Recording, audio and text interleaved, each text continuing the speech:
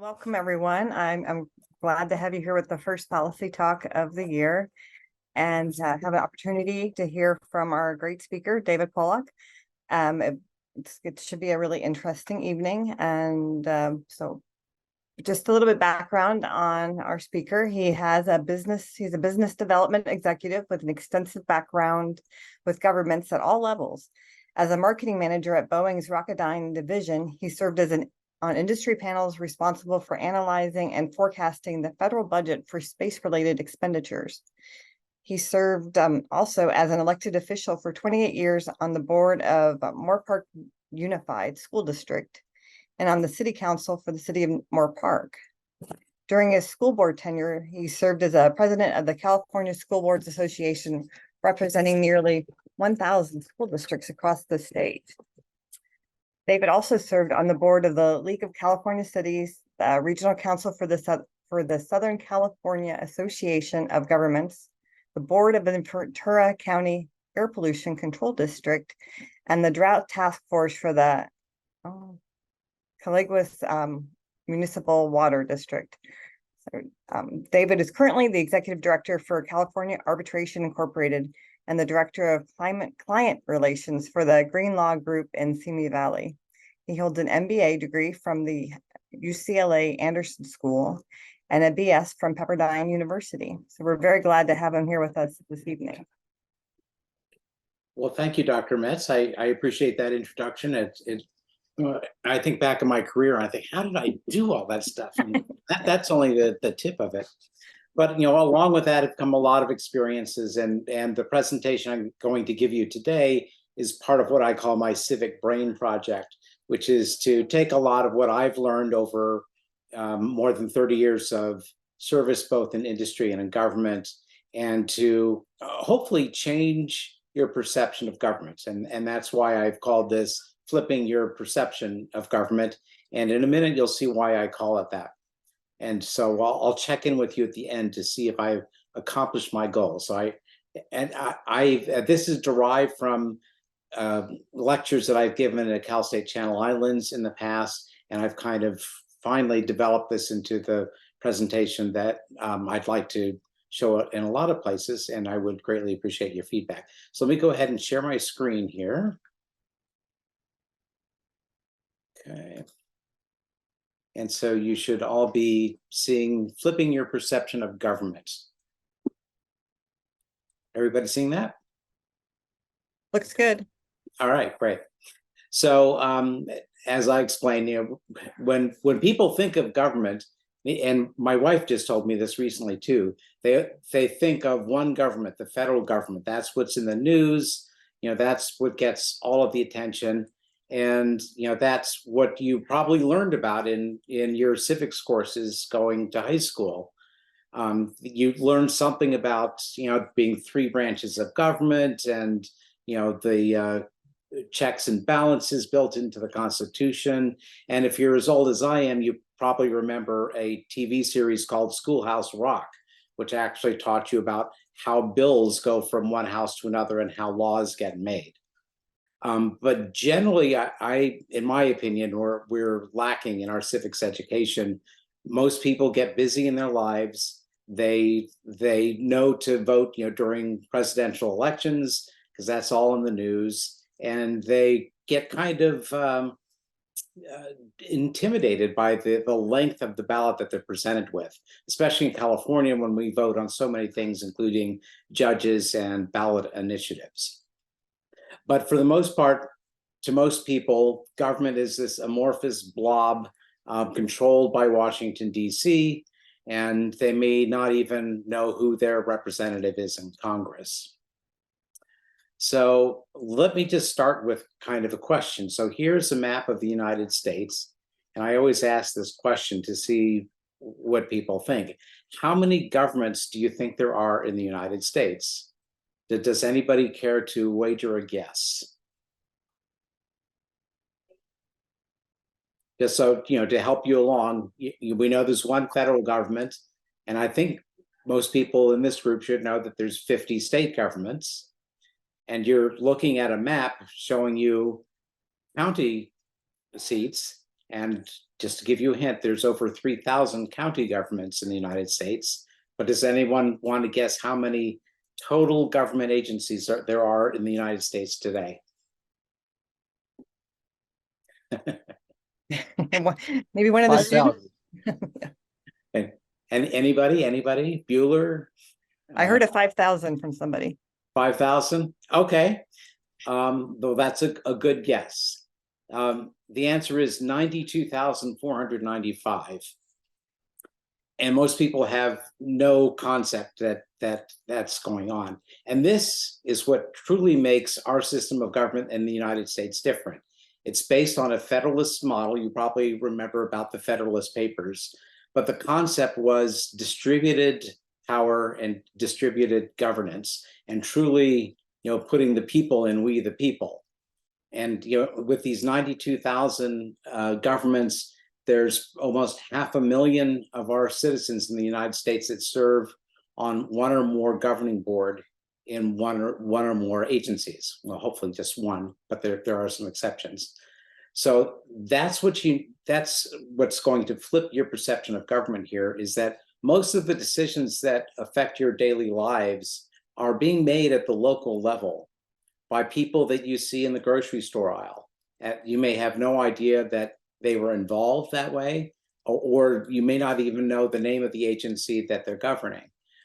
But that's the way we've set up our model, so that power is distributed and governance in the United States is not a participation sport. We expect our people to get involved in running for government offices, for serving on juries, and to be active participants in our government. And that's what has gotten us so far. And that's really what the American experiment was all about. Up until the time of our Constitution, nobody had quite tried something like this. We were trying to wean ourselves off of monarchies and dictatorships. And we created something that is truly unique, and I think terribly underappreciated. So I'm going to step you through the different levels of government and show you what is going on with all of these government agencies everywhere. So first of all, there are some similarities. Every government has some sort of a legislative, executive, and judicial branch, even down to the school board. When I was on the school board, I would have to sit through expulsion hearings, for example. So I had a quasi-judicial purpose. I was making up school board policies, which had the effect of law. So that was the legislative part. And then I delegated the executive branch to a superintendent. Now, obviously, we don't have military at every level, but we do have it at the federal and the state level. And law enforcement is practiced at every level, as is things like land use, highways and roads, and even elections. And I remember this so distinctly in the 2016 election. The night before, I had one of my family members show me this graphic saying, look, they've already called the election. It's a big conspiracy. Hillary Clinton is going to win, and I know the exact number by which. And it was like, wait a minute, don't you realize there's over 3,000 county clerks that run elections divisions? Most of them Republicans that are very serious about elections and making sure that they're secure. And then, of course, the next day we found out that Hillary Clinton did not win, and that family member has still not recanted. So there's not much I can do there. But I think if you truly understand governments in the United States, it gives you a much bigger perspective and hopefully makes you less susceptible to conspiracy theories. So the best way to really understand government is to follow the money. So that's one of the things I want you to get out of this, is a good understanding of where your tax dollars go and what they get you. So we'll start at the top with the federal, with which everybody pretty much understands. And it should be no surprise that the major source of funding is from personal income taxes. That's why we have to file taxes every year, and why the IRS pays so much attention to making sure people are doing that right. The next biggest part on the left there is payroll taxes, and that's what you find as FICA on your pay stub. That's the Federal Insurance Contribution Act, and that's mostly taxes that go to pay for Social Security and Medicare and Medicaid, but that's another thing. A relatively smaller piece is from corporate taxes, excise taxes, Federal Reserve, and unemployment taxes. The interesting thing, when Alexander Hamilton basically invented the Department of the Treasury, the sole source of income to the nascent United States was import duties. And to make sure that people weren't getting past those customs duties, he actually formed the Coast Guard. Originally, they were called revenue cutters, to make sure people weren't trying to bypass the ports and avoid the one tax that the United States was collecting. We've come a long way since then, and we contribute taxes in many ways. But just know that nearly half of the taxes that the United States government operates on are what is filed as individual taxes. Now, how they use that is another thing. And one thing you'll notice here is that the amount of taxes we are collecting in the 2023 budget is significantly less, over $1 trillion less than what we're spending. And the federal government is the only government out of the 92 some odd thousand governments that can print money. And they're the only ones that can sustain a structural deficit like this, although they have to be careful because it does have economic implications. But nonetheless, our current budget for the United States is $5.7 trillion. And I put I don't know if you can see my arrow on here, but I put a line here to show you all of these slices of this donut here up to here, the 70% is what's called mandatory spending. And that's spending that is by function of law, and particularly Social Security, Medicare, and Medicaid, which are all mandated programs where the existing law already functions to tell the Treasury how this money is to be spent.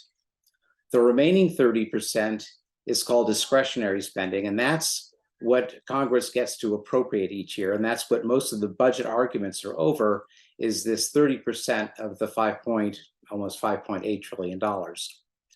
And almost half of that discretionary money goes to national defense.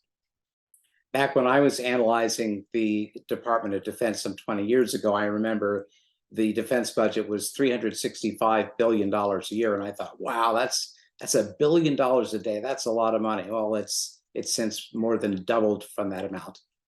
But the proportions are well, they're actually different too. Back then, the difference between mandatory and discretionary spending was almost 50-50. So our mandatory spending has claimed more and more of our tax dollars. And there is some argument over mandatory spending and are we spending too much? But most people understand that these are, for the most part, insurance programs that we've already paid into over the years. So I don't expect anybody to be messing with my Social Security. I paid into that through the Federal Insurance Contribution Act for all of my career, and I expect to benefit from it when I do retire. So let's go to state funding.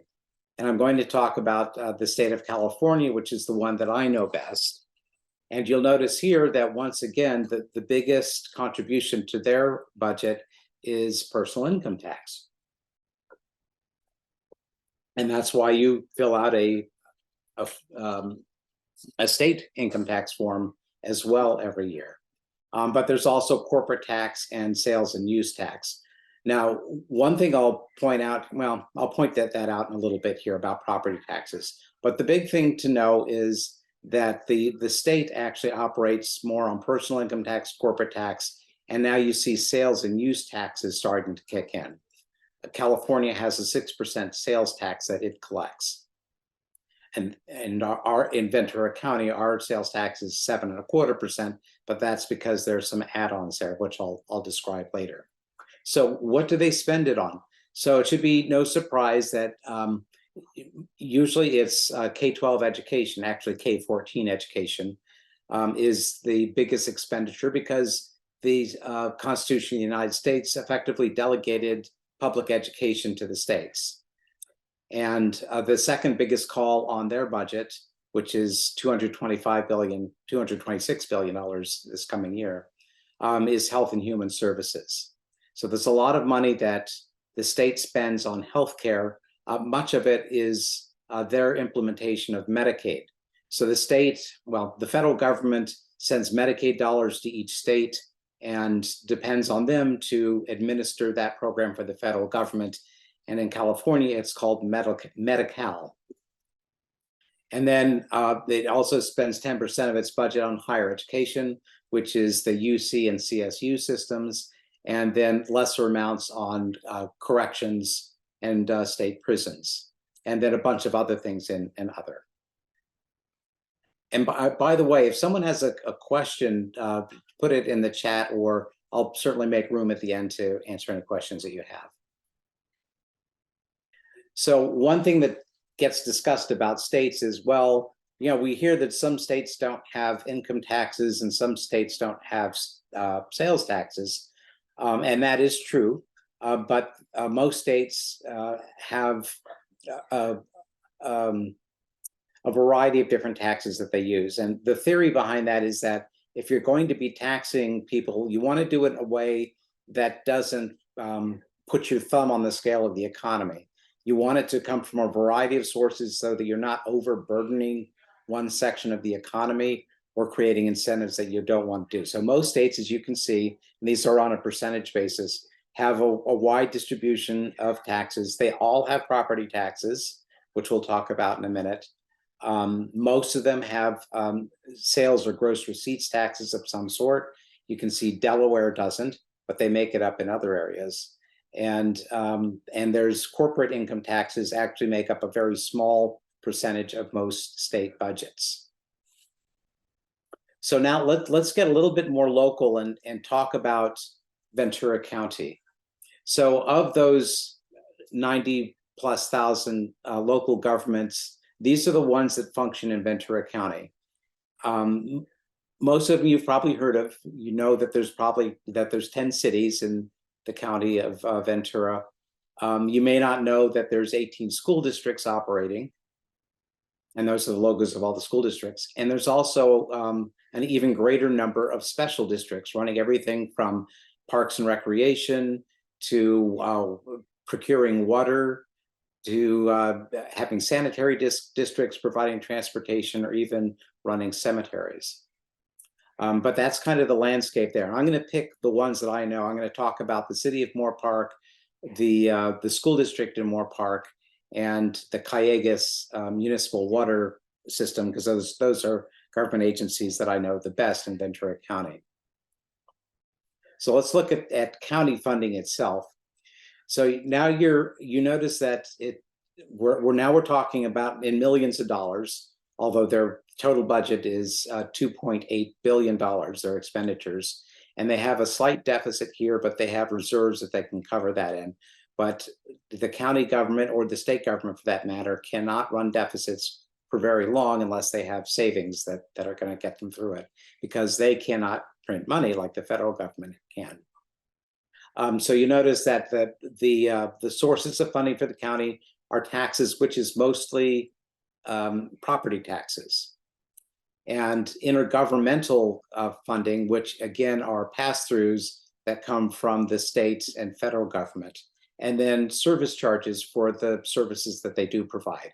And if you look on the uses side, you can see the things that they spend money on. Enterprise funds are the various enterprises that they run, which includes the Camarillo and Oxnard airports, the Ventura Harbor, and the hospitals and clinics in their health system. They also spend a lot of money on health and human services. As we found out during the COVID-19 crisis, all of a sudden we knew that our counties employed epidemiologists and chief medical officers and people that were responsible for health. So usually healthcare is something that's at the state and the county level. And then there's also a big chunk to justice. So the county runs and pays for the county court system and for the county sheriff and probation department and other things related to justice. And the public protection slice there, which is 9%, is because the county here runs their own fire department, the Ventura County Fire Department, and that funds that. And then there's a whole bunch of other things, including watershed protection, water and sanitation, and environmental spending. So that's the county. So let's take a look at school district funding. So every square inch of the state of California is covered by one school district or another. And you heard in my introduction, there's almost 1,000 school boards across the state of California. In Ventura County, we currently have 18. Moore Park is a kind of a handy example because it's considered a medium-sized school district. And by that, it is about 1/1000th of what the state allocates for funding. Now, before Proposition 13, school districts and school boards had the authority to levy their own property taxes. So they would look at their budget each year, what they needed to spend on public education, and would set the property taxes for that year. And if the voters didn't like that, they could vote them out. What happened after Proposition 13 is it put the state in charge of collecting and allocating property taxes. So now the property taxes that the school district gets is through a local control funding formula. And it's a formula that is mostly based on their attendance, but it also makes some adjustments for economically disadvantaged students. So Moore Park is a good example of what most budgets look like in the state of California if you're a school district. They also get some federal program money. It's mostly for special needs, special education children, and some Title IX and some Title I money, which is for students that are underadvantaged. And then there's a whole bunch of state programs that get thrown in there as well. And they have a limited amount of local revenue. And most of that usually comes from bonds, or it's not the case with Moore Park, but some school districts are able to raise parcel taxes, which is a way to provide operating funds for the school district. So let's look on the right-hand side in their expenditures. And now you see we're talking thousands of dollars. So the school district in Moore Park is spending, my goodness, that number's not right. I'll have to fix that. It's closer to the 86 million you see on the left there. That number in the middle is wrong, as you can tell from the slices around it. I'll fix that in the next presentation. But the point I wanted to make here, if you go around the donut from the upper right-hand side, you'll see their number one cost is certificated salaries. That's teachers and certificated administrators that they employ. Usually principals are certificated members. The red slice there is classified salaries, and that's basically everybody else. That's the bus drivers, the janitors, and the food service workers, everyone else that works for a school district.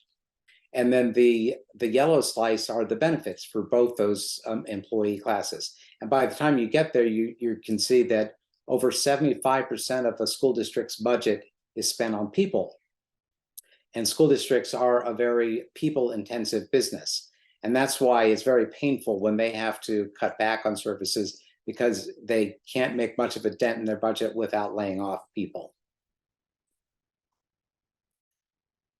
Okay, so now let's talk about the city of Moore Park and municipal funding. And again, because we're in California, the funding sources and uses for our city is not unlike what you see in other cities across California. There are charter cities and contract cities and different kinds, but even still, their funding is very much the same. And you'll notice that the city is also getting a chunk of property taxes.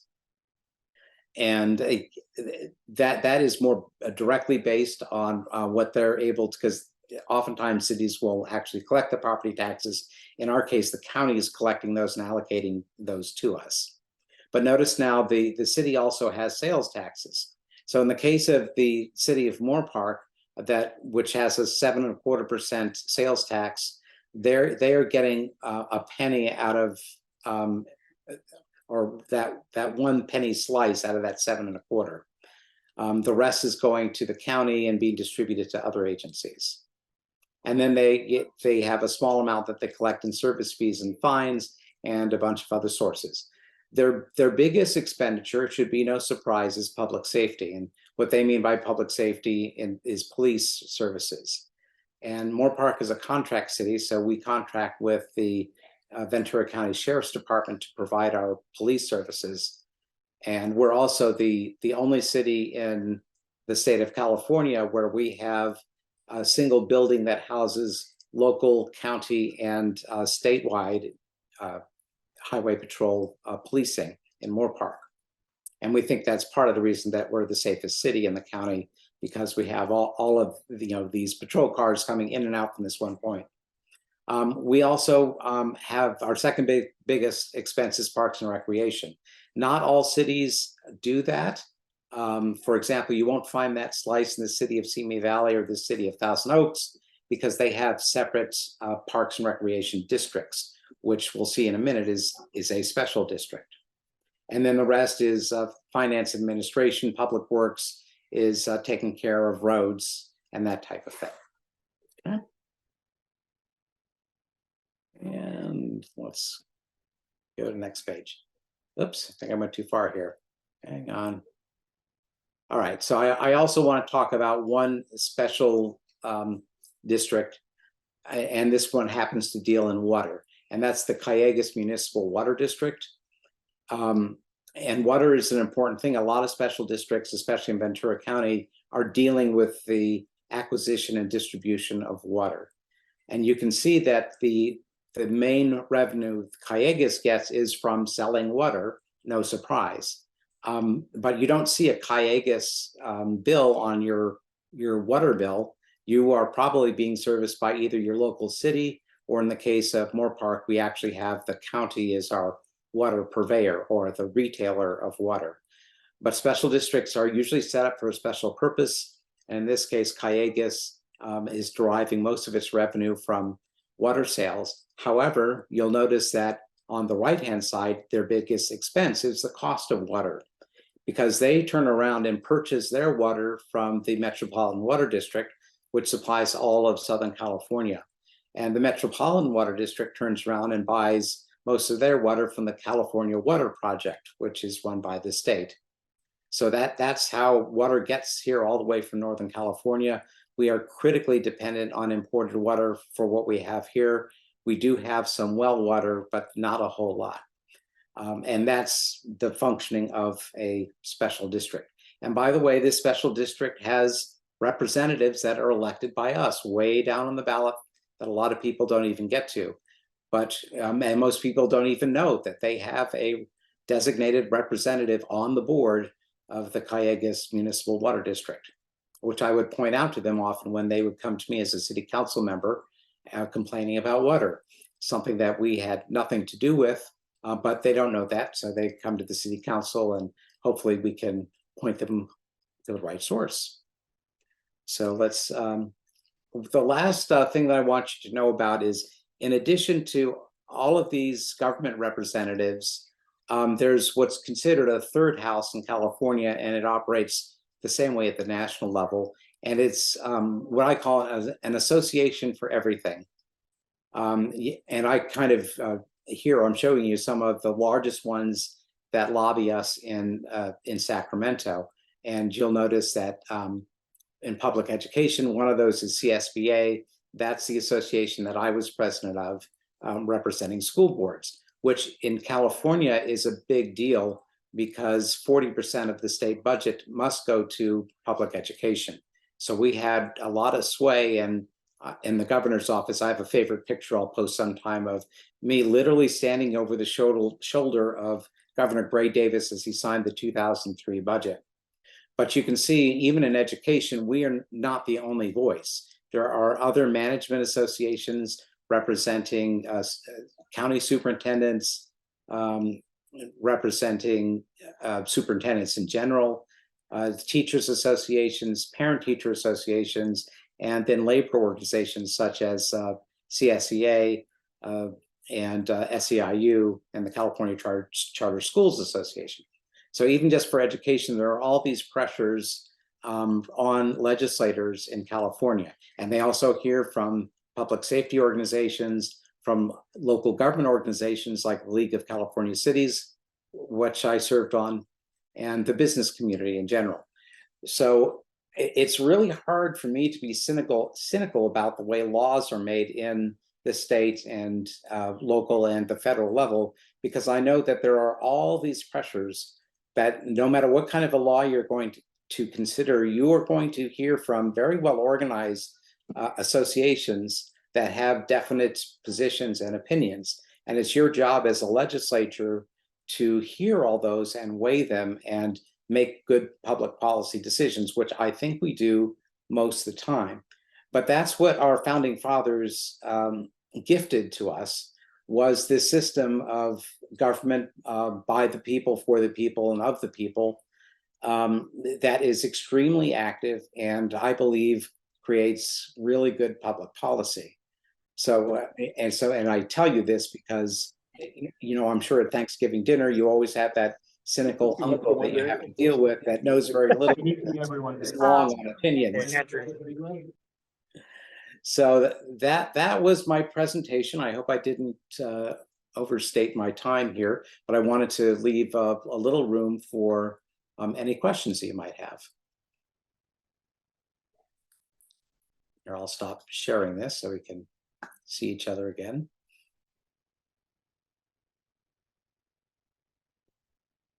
So, oh, I see there's something in the chat here. How do schools raise parcel funds? What sort of problems are associated with this approach?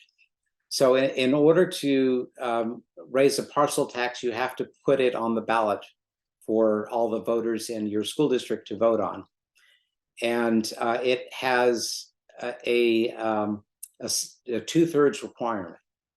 So initiatives with taxes attached to them have a very high threshold. So it's very hard to do. And the inequity in this is that it's really only the very wealthy school districts that can afford to raise this kind of money. It was a particular problem up in, or still is, in Santa Clara County, where you have all the well-to-do school districts on the west side of the county and the school districts with very little else on the east side of the county, and it sets up a resentment. You know, and these are the school districts that already have the $1 million a year foundation and the real good PTA organizations raising gobs of money. So they're able to provide all sorts of enrichment programs that most school districts can't afford. So that's a policy issue that we have to deal with in California. And I'll also point out that school districts also can raise bond money. There are state and federal programs that provide some capital for building schools and school buildings. But very often, if you really want to have well-maintained schools and adequate housing for your school children, you need to pass local bonds. And not every school district is able to do that. And again, it's kind of pits the wealthy and the not so wealthy school districts against each other. So I had a question from Professor Metz. If someone wants to get involved in public agencies, how do you recommend they get involved? Oh, I love that question. And once again, as I've said, that democracy is not a spectator sport, especially in the United States, because of the federalist system of government we have, when you are not only encouraged, but you're expected to get involved in one way or another, at the very least as a jury member in being involved in the justice system, but hopefully more than that. And the way you do that is to run for public office. And a lot of people will start at the lower level, perhaps become an elected official on a special district, and then get to be known by the people that have sway public opinion, and then perhaps be encouraged to run for the school board or for the city council. And you'll see a lot of people will then go on to be your representative on the county board of supervisors. That's the case in Moore Park. Our current representative on the board of supervisors is Janice Parvin, who served for many years as our mayor, and prior to that on our planning commission. And that's another thing I can point out too. You don't have to run for election. Sometimes you can get appointed to positions that kind of let you get a head start. But I encourage people, if you want to get involved, especially if you feel strongly about a particular topic, like water or parks and recreation or your school district, that's a good way to start. And that's the way I started, by the way. When I finished my MBA degree, my kids were just starting to go to public schools. I thought, well, you know, I don't always like what I read about schools in the newspaper, and I'd kind of like to get involved. And coincidentally, the school board was forming a committee for effective schools and wanted a diverse group to look at their elementary schools, do some research, and make some recommendations on how to improve their performance. It was called the Committee for Effective Schools. And I volunteered for that, was appointed, ended up chairing it. And that's where I first discovered that, oh, hey, people actually care what I have to say, and I seem to have some leadership skills here. And when our committee finished, after 14 months, the school board implemented most of our recommendations. And I had this built-in group of people that said, hey, you should really run for school board to make sure that, you know, those reforms get implemented. And I did, and that turned out to be a slippery slope, because I found out when I got involved with that, you know, there's the Ventura County Association of School Boards, and then you become a delegate to the state association, and that's where I became president, and I was a delegate to the National Association of School Boards as well. So when you become an elected official, it can be a very slippery slope. It will take as much time as you will give it. And it is it's an onus. You feel the weight of it on your shoulders. And it occurs to you when you're being sworn into office that you are responsible every bit as much as the President of the United States for upholding and protecting the Constitution of the United States and the Constitution of the state of California. And you have to swear that oath every time that you take office, no matter what level that you're on. And that's another thing that I point out to people, is that all these people that you're electing, for the very most part, take that extremely seriously. And it's disconcerting to see people that are willing to subvert those constitutions for their own means. And it has driven me to want to give lectures like this to help enlighten people about their government and care for it and to protect it, because it's not guaranteed. Democracy can be very fragile, and it is still considered an experiment, and it's something we can lose if we don't get involved. And I also, Maria said you can also check out governmentjobs.com for employment opportunities. Yeah, and you can go to work for government too. So are there any other questions? Yes, Ellen, good to see you. Hi, good to see you, David. Could you talk a little bit about what we have in California, all the propositions we're asked to vote on, and the pros and cons of that kind of decision-making? Yes. Some of the issues involved? Yeah, California has a ballot initiative process that it's not unique to us, but it's not in every state. And this is a citizen's approach to direct governance. And basically, we want to have a bypass system. So if our elected representatives aren't doing what we feel is our will, that we can force the issue and put it onto the ballot. And this is not what our founding fathers had in mind. They knew that they wanted people involved, but they wanted it through a representative form of government, so that you have people that can weigh all sides of an issue and spend the time talking to all these associations at different points of view and come up with good public policy. Most of us don't go through the entire ballot, let alone sit down and really read through ballot initiatives and try and understand it. And it can be manipulated, and that's part of the problem with all the money that's in politics now, is that you can be swayed to a certain point of view and kind of be tricked sometimes by groups that just happen to have a lot of money. So that's an open question as to whether direct democracy is a good thing, or if it's just subverting our representative form of government, which is how our constitutions were set up in the first place. And that would be a great policy question. I'm sure will happen in the MPPA program. I believe the legislature just passed a bill to make it harder to be deceptive in the wording of propositions. So we don't say yes or no, we say keep or throw out. Yeah, I heard about that. I haven't seen that yet. Yeah, and they're constantly trying to tamp that down so that it cannot be abused.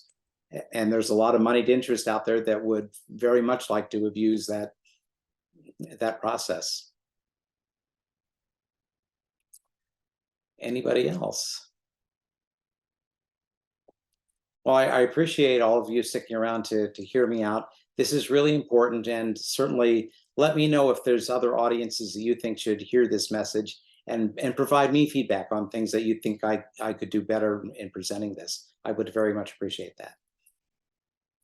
Thank you so much. Yeah, it was very interesting, and as far as, and a little bit inspiring, to get out there and participate in the government and make a difference, make your voices heard, and be representative of your communities, to share that, reminding us that is our, as opposed to sitting back and saying, what's happening out there? The world is falling apart. You actually can make a difference and be part of it all here. So thank you for that message as well.